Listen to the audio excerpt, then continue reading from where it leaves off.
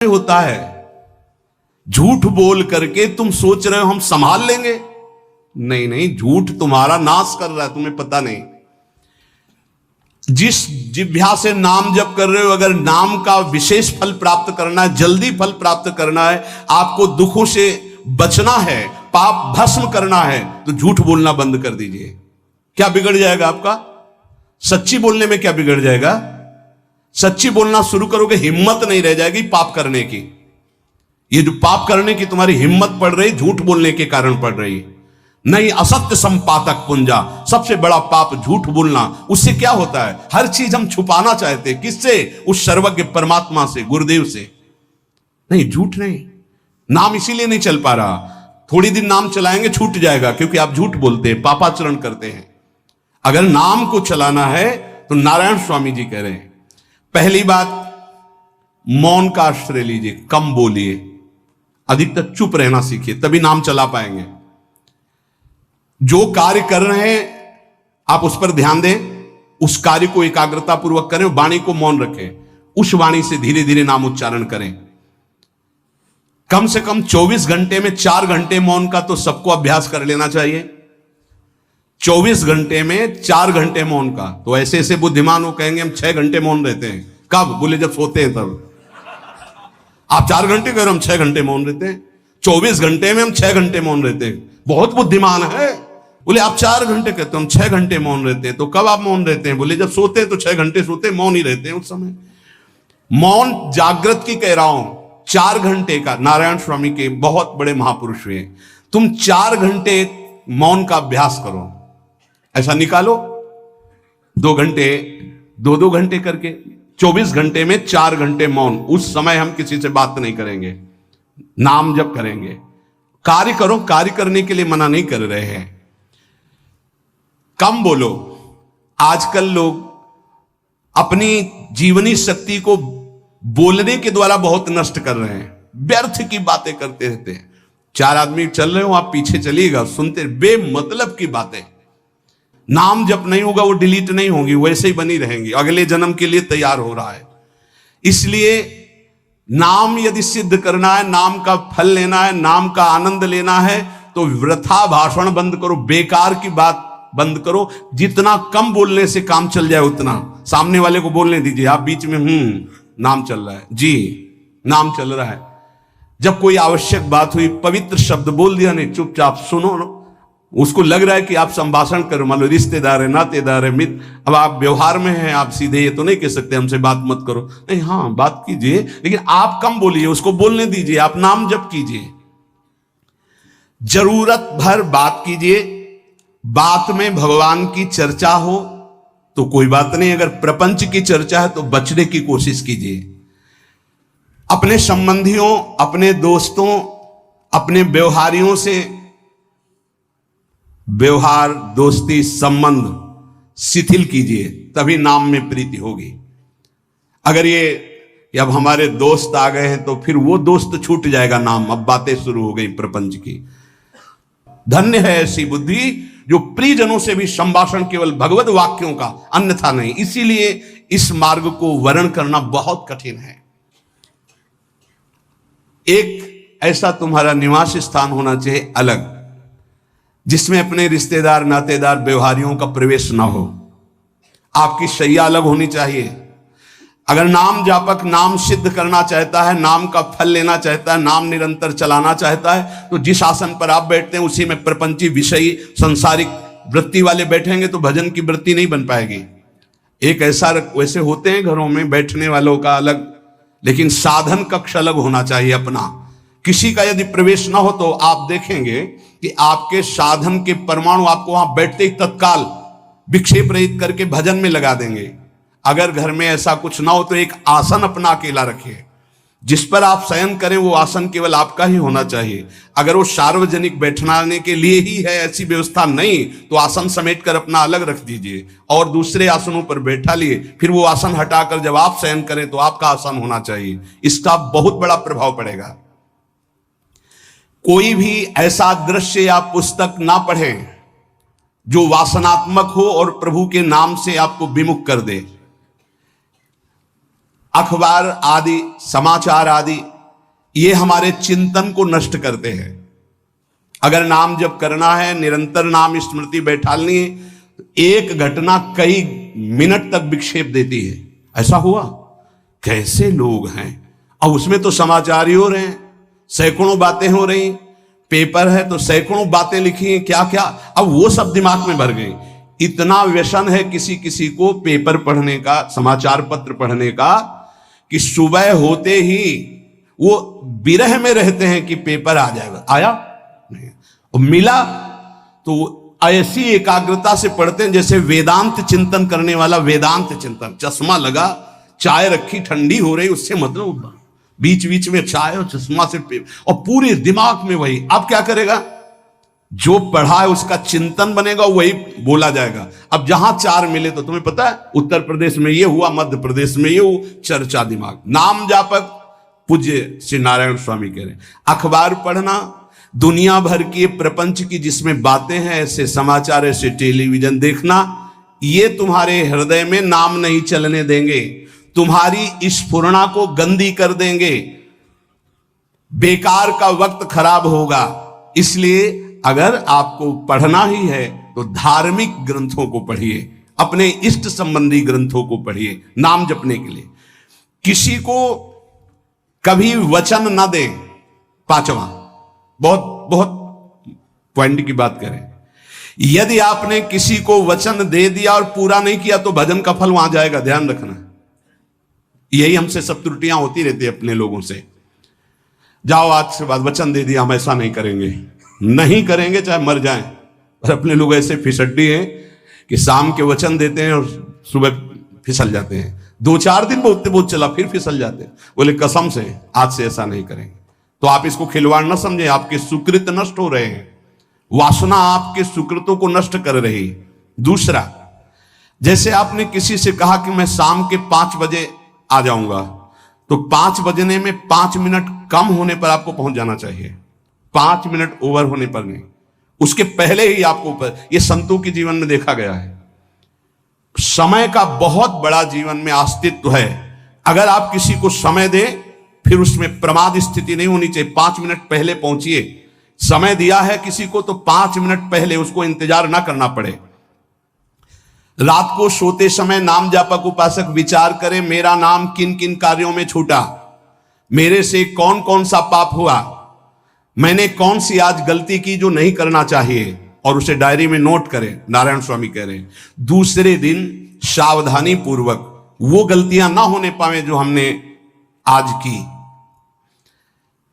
जब उपासक सत्य बोलना स्वीकार करता है तो उसके हृदय में डर जागृत हो जाता है। ध्यान रखना, डर ये माया के द्वारा प्रेरित है।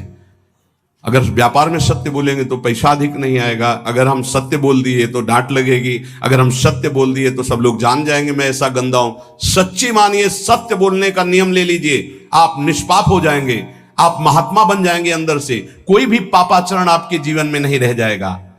भगवान का नाम सत्य है, उस नाम को चलाने के लिए झूठ बोलने वाला नाम को कैसे चला सकता है। सत्य बोलने से यदि तुम्हारा नुकसान हो रहा है तो तुम सह जाइएगा। नारायण स्वामी कह रहे हैं उससे बड़ा लाभ आपको श्री भगवान प्रदान करेंगे। आप सत्य बोलिए। आजकल भगवान पर विश्वास नहीं, इसलिए झूठ पर विश्वास है। कलयुग की ऐसी प्रेरणा है कि सब झूठ बोलने लगे हैं, कोई डरता ही नहीं झूठ बोलने में। पूरा का पूरा, जैसे नहीं कहते कुछ तो सत्य होगा, ऐसे ऐसे महानुभाव हैं कि 100% झूठ बोल जाते हैं, 100%। धन्य है मोबाइल जो झूठ बुलाने में बहुत प्रवीण है, बहुत प्रवीण है। अरे भाई हम नहीं मिल सकते, आज हमारा मन नहीं है, खत्म खेल हो गया, सत्य बात है, नहीं मिल सकते आपसे, मत उठाओ फोन। अगर तुम्हें झूठे ही बोलना है तो फोन क्यों उठाओ, नहीं बोलेंगे, नहीं उठाएंगे तो समझ जाएगा कि उनकी रुचि नहीं। ये झूठ क्यों बोलना, सत्य बोलो। झूठ से यदि आप बच गए तो आपके जिह्वा पे नाम निरंतर चलने लगेगा। ये झूठ ही नाम नहीं चलने दे रहा। असत्य आचरण, छुपाने की वृत्ति, असत्य भाषण, ये नाम में प्रीति नहीं। किसी को भी फुसलाने के लिए झूठ मत बोलिए। सत्य बोलने का अभ्यास कर लिए तो पापी जीव भी महात्मा बन जाए। सत्य आवश्यक है। एक बड़े कागज पर ऐसी जगह लिख के रख लो जहां तुम उठते बैठते देखते हो कि मुझे सत्य बोलने का नियम लेना है, झूठ नहीं बोलना है। सत्य साधन कर लो, फिर देखो नाम कैसे चलता है। तपस्या, बड़े बड़े पुण्य, बड़े बड़े तीर्थ स्नान उतना पवित्र नहीं करेंगे जितना सत्य बोलने से होगा। पर बहुत कठिन है इस समय सत्य बोलना।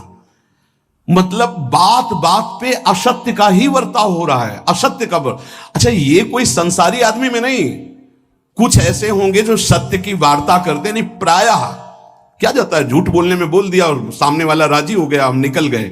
लेकिन सत्य ना होने के कारण आप में सत्य आचरण, सत्य स्वरूप भगवान का नाम, भगवान को कहा गया सत्य नारायण, वो नाम नहीं चलेगा। भजन करने का पहला साधन है सत्य बोलना, जबान से सत्य बोला जाए। और भजन की संख्या प्रारंभ में जरूर लेनी चाहिए। यदि 10 माला का नियम लिया, 20 माला का नियम लिया, तो उसे निर्वाह करो। जैसे यहां शरणागति मंत्र मिलता है तो 11 माला प्रारंभ में दी जाती है कि आपको करना ही है, ज्यादा हो जाए वो ठीक, 11 से कम वो कभी जीवन में नहीं। अपने जीवन में गुरु आज्ञा 11 माला तो करनी है, हर समय करना है। पर ये मन थोड़े दिन तो नियम में चलेगा, इसके बाद छोड़ देगा। दीक्षा तब लेनी चाहिए जब गुरु आज्ञा पे चलने की हिम्मत हो, नहीं तो ऐसे ही नाम जपो करो। और जब नियम मिल गया 11 माला तो चाहे प्राण निकल जाए, हमको 11 माला पूरे करने, प्राण निकलने तक गुरु आज्ञा का पालन करना है। यदि आप नाम जप अधिक मात्रा में नहीं करेंगे तो जो आपको नाम मिला है उसका फल आपको अनुभव में नहीं आएगा। क्यों? क्योंकि नाम का हिस्सेदारी होती है, भजन की हिस्सेदारी होती है। जैसे किसी ने प्रणाम किया, वो भजन लिया। गृहस्थी को इसीलिए मना किया कि रास्ते में परिक्रमा मार्ग में हलवा पूड़ी ये सब बट रहा है, हाथ मत फैलाओ। वो दान कर रहा है, सुकृत कर रहा है, और कोई दूसरे ले विरक्ता आदि। आप अपने भूख मिटाने के लिए 4 रुपया के चना लेके भले पालो, लेकिन दूसरे के द्वारा दिया हुआ हलवा मत पाओ। यहां धाम आए हो, भगवत कमाई करने आए हो, यहां नाम जप करो, कष्ट सहकर परिक्रमा दो। हो सके 4 रुपए की वस्तु लेकर के आप पशु पक्षियों को पवा दो, किसी एक का पेट भर, तुम मत पाओ दूसरे का। तुम चाहो तो उपवास कर सकते हो, या प्राण पोषण के लिए रूखा सूखा थोड़ा खा लो। ये दूसरे के आराम से धाम में हम आए 2-4 दिन खूब खाए पिए नहीं, भागीदारी हो जाएगी तुम्हारे पुण्यों की। वहां ऐसे फ्री नहीं है कुछ। भजन का भागीदार राजा भी होता है, जिसके राज्य में रह रहे हैं। जो अन्न देता है वो भजन का, जो वस्त्र देता है वो भजन। इसीलिए गृहस्थ को कहीं कुछ भी स्वीकार नहीं करना चाहिए, ये बहुत ध्यान रखे। अगर आप कहीं तीर्थ साधु आश्रम कहीं जाते हैं, कोशिश कीजिए कि किसी से सेवा ना ले, और अगर सेवा ले तो उसके अनुसार फिर अर्थ दे दे। अगर आपने वहां भोजन पाया, पान पाया, तो उसके अनुसार सोच ले कि अगर हम इतना खरीदते तो कितने का मिलता, वो दे दिया तो आपका भजन बच गया। कभी आपको कोई प्रणाम नमस्कार करे, तत्काल बराबर प्रणाम करो। किसी को अपना भजन का हिस्सेदारी नहीं, सबका मंगल हो। ये भजन जितना बढ़ेगा तो आपको भगवदाकार कर देगा। दिन रात 24 घंटे में 21,600 श्वास चलती है। 21,600 श्वास में 6 घंटा तो सोने के चले जाते हैं, उस समय तो चेतना नहीं रहती। अब हमको अगर 21,600 नाम हमको जपने को मिल जाए तो हमारी हर श्वास सार्थक हो जाए। जो हम 5-6 घंटा सोते हैं उसमें जिनका अभ्यास है तो बात अलग है, नहीं तो वो व्यर्थ जाती है। तो हमें एक श्वास में कई नाम जपने का अभ्यास करना चाहिए, जिससे 200 माला फेरने पर ये 21,600 श्वासों की गणना पूरी होती है। अगर हम 200 माला का नियम ले तो इतना हो सकता है। तो हमें लगता है अगर हर समय माला नहीं ले सकते तो श्वास वाली माला बहुत अच्छी रहती है। श्वास में 4 बार खींचो, 4 बार नाम लेते हुए छोड़ो। दूसरा साधन, एक छोटी माला ले ले, जो आजकल तो काउंटर चला है। काउंटर में ज्यादा सुविधा संसारण के क्रियाओं में रहने वालों को होती कि क्या अपनी जेब में डाल लिया। तीसरा साधन वो बहुत कठिन है, मन की वृत्ति से नाम जप करना। माला, श्वास और मन की वृत्ति। उसमें श्वास की भी गणना का ध्यान नहीं रहता, उसमें केवल चिंतन होता है, चल रहा है। पर ये आखिरी स्थिति होती है, इसी के बाद वो परिपक्व अवस्था होता है। जिह्वा से धीरे धीरे नाम उच्चारण करते हुए ये पहला अभ्यास है। प्रारंभिक को एकदम मानसिक में नहीं पहुंचने की चेष्टा करनी चाहिए, 2-4 नाम के बाद मन प्रपंच में फंसा देगा। दूसरा अभ्यास कंठ से में, जैसे हम जिह्वा से राधा वल्लभ श्री राधा वल्लभ श्री राधा वल्लभ श्री, इसे वाचिक जप कहते हैं। मंत्र नहीं होगा, ऐसे नाम होगा, फिर उपांश ऐसे, फिर कंठ से चलता है, फिर हृदय से चलने लगता है, फिर नाभि से चलता है। जिसका नाभि से चलने लगता है उसका परावाणी के द्वारा भजन, वो सिद्ध पुरुष कहा जाता है। 4 वाणी, परा, पश्यंती, मध्यमा, वैखरी। वैखरी जो बोल रहे हैं, जो कंठ से, फिर हृदय से पश्यंती, परा नाभि से, मूलाधार केंद्र से लेकर के संपूर्ण ब्रह्मांड में इसमें नाम गूंज रहा है, वो सिद्ध पुरुष का होता है। पहला अभ्यास जिह्वा हिला करके शुरू करे, राधा राधा राधा राधा, फिर कंठ से। कभी हमारे सदगुरुदेव भगवान को देखना, अगर कोई आ गया और बातचीत का हुआ तो यहां से तत्काल चलता दिखाई देता है ना, कंठ ऐसे ऐसे हिलने लगता है कंठ। अगर शांत बैठे तो फिर नहीं दिखाई देता, अगर कोई है आसपास तो इतनी तीव्रता लगन होती कि कहीं छूट ना जाए नाम। कंठ से विशिष्ट अभ्यासी का, फिर हृदय से परिपक्व अभ्यासी का, और नाभि से सिद्ध महापुरुष का, परावाणी से चलता है। अगर 1 वर्ष तक जिह्वा से अभ्यास किया जाए, ये मैंने किया है, नारायण स्वामी कहते हैं, तो दूसरे वर्ष में कंठ से प्रारंभ हो जाता है। 2 वर्ष कंठ से चले तो अगला हृदय से प्रारंभ हो जाता है, और हृदय से 3 वर्ष चले तो फिर नाभि से 7 वर्ष में नाम सिद्ध हो जाएगा। अगर नियम पूर्वक झूठ ना बोले, सत्य आचरण करे, ऐसे नाम जप करे। हम ये कहते हैं कि चलो थोड़ा धीमे ही सही, पर 12 वर्ष में तो आपको सिद्ध हो जाना चाहिए। 12 वर्ष, यहां बोले 30 वर्ष के, 50 वर्ष हो गए साधन करते हो, ज्यों कहते हो कोई परिवर्तन नहीं। इसका मतलब अंदर से नाम नहीं चलाया जा रहा, नाम में रुचि नहीं। 12 वर्ष में तो भगवत साक्षात्कार करके जागृत स्वप्न सुषुप्ति अवस्था पर विजय प्राप्त कर लेता है साधक। ऐसा ही स्वामी जी ने किया, नारायण नारायण नारायण नारायण नारायण, ऐसी सिद्धावस्था हो गई थी। एक टाट की लंगोटी, एक रस्सी कमर में, बस। बड़े ही उच्च कोट, और बहुत बड़े अरब खरबपति घर के बालक थे। सारी सिद्धियां उसके पैरों में लौटने लगती हैं, जिसका नाभि से भजन प्रारंभ हो जाता है, परावाणी से। अजपा जाप उसे ही कहते हैं जो नाभि से होता है। अजपा जाप करने वाले उपासक में जो अजपा जाप करने की चाह रखते हैं, पहला भोजन पर ध्यान दे, सात्विक भोजन, पवित्र भोजन। भाई नाम का स्वाद नहीं मिला तो कुछ लोग जो है बहुत प्रसन्न होते हैं जब सांसारिक पदार्थ आता है। बड़ी कृपा श्री ठाकुर जी की रही है कि इस विषय पर जो है बहुत परिपक्व किया है। रोटी नहीं मिली, ये रबड़ी रसगुल्ला की तो बात जाने दो। गंगा का किनारा, गांव में जाना नहीं, जो आकाश वृत्ति से वो आ जाए वही। आप लोगों को तो रोटी तो मिल रही है। पहला नाम सिद्ध करने के लिए भोजन सात्विक और थोड़ा, अगर एक समय पाके निर्वाह कर लो तो अच्छा, नहीं तो 2 समय। 3 समय पाने का तो अधिकार ही नहीं साधक को। भगवान की बड़ी कृपा है, जब भूख थी तब था नहीं, और जब है तो भोजन नहीं पा सकते। वो बड़ा लीला बिहारी है।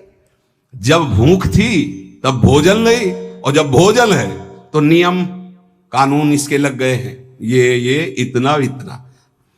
दूसरा, पहला भोजन पर पवित्र। देखो नाम जप के लिए बहुत आवश्यक है, यही जीवन है कि अगर आप नाम जप करने लगे तो हमारा बोलना, हमारा जीना सार्थक हो जाएगा।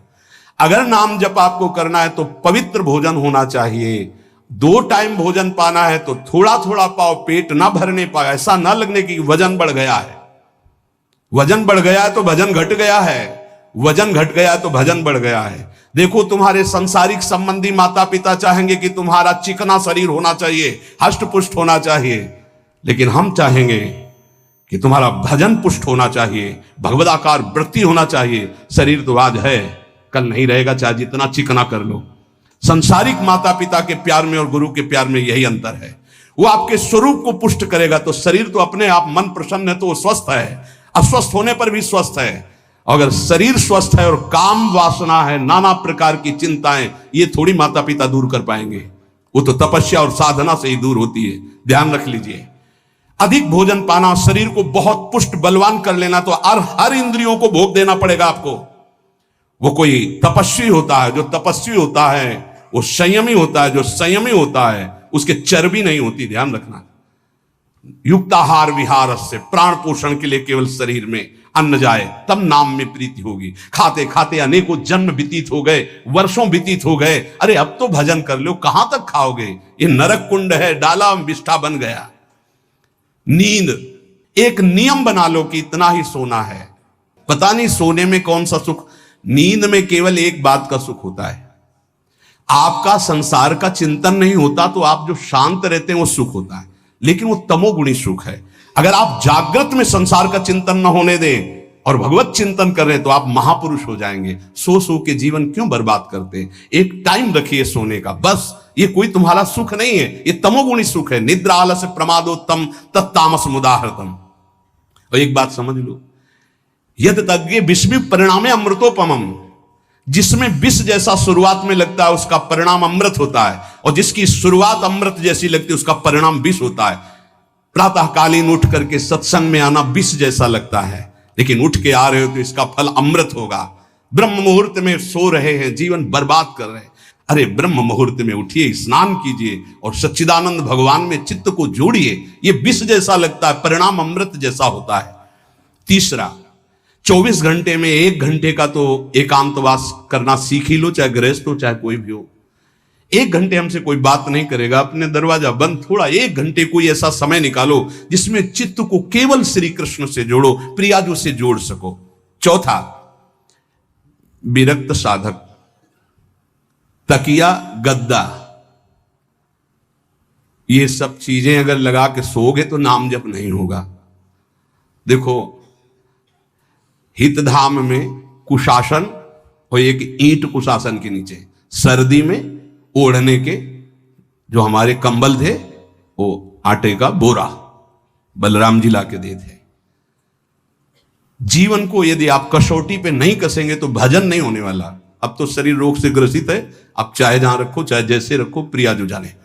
जब तक हमें भगवदाकार वृत्ति ना हो जाए तब तक विषयों को स्वीकार नहीं। ऐसे हैं साधक, बड़ा सुख मिलता है। एक ऐसे पड़ा हुआ है आसन, उनके कमरे में जाके देखिए, केवल आसन ही है।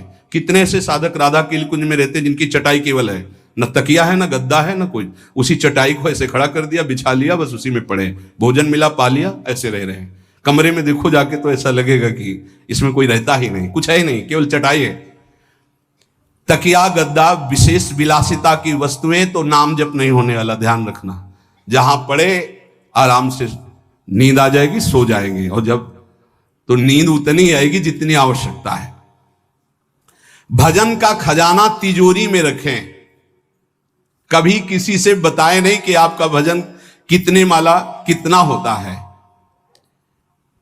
पूज्य नारायण स्वामी जी कह रहे हैं, भजन को खजाने में रखने का मतलब है, लूटने वाले डाकू माया भेजती है, काम क्रोध लोभ मोह मद मत्सर आदि, और प्रिय गृहस्थ भगत आदि। कैसे प्रिय गृहस्थ?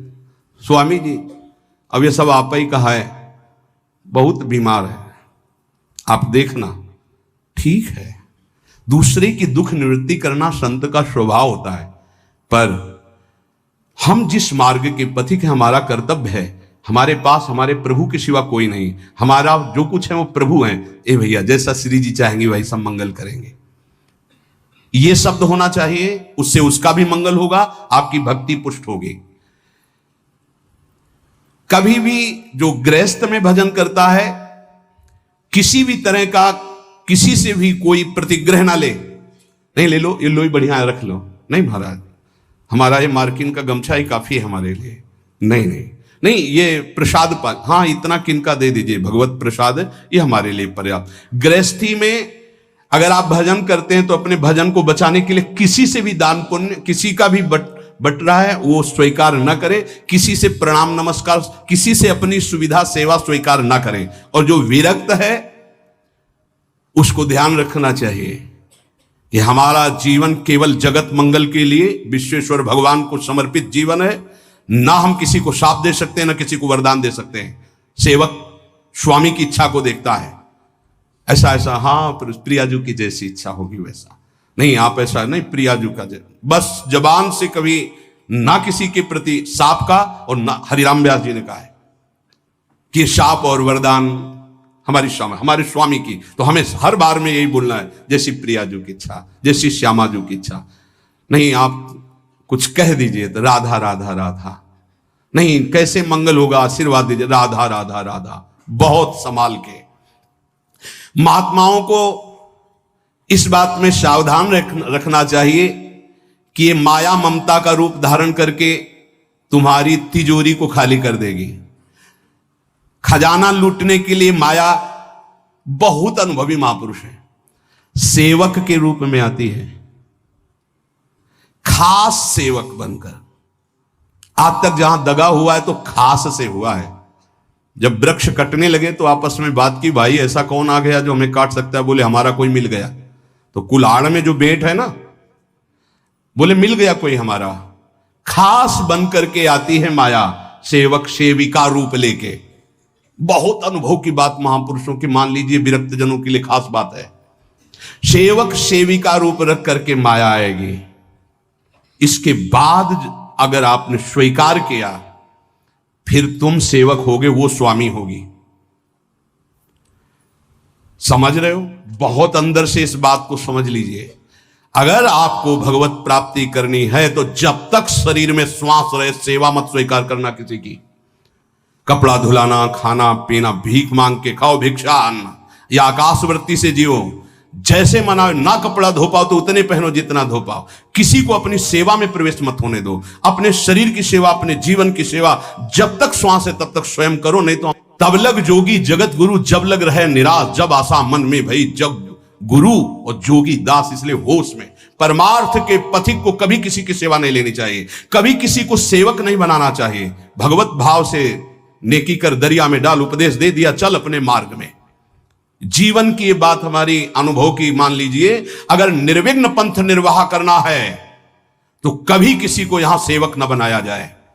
सेवक सेविका के रूप में स्वीकार करने वाले साधु का हृदय आग की तरह जलने लगता है। जो जिंदगी भर निश्चिंत और निर्भय रहा, उसे भयभीत और चिंतायुक्त होना पड़ता है।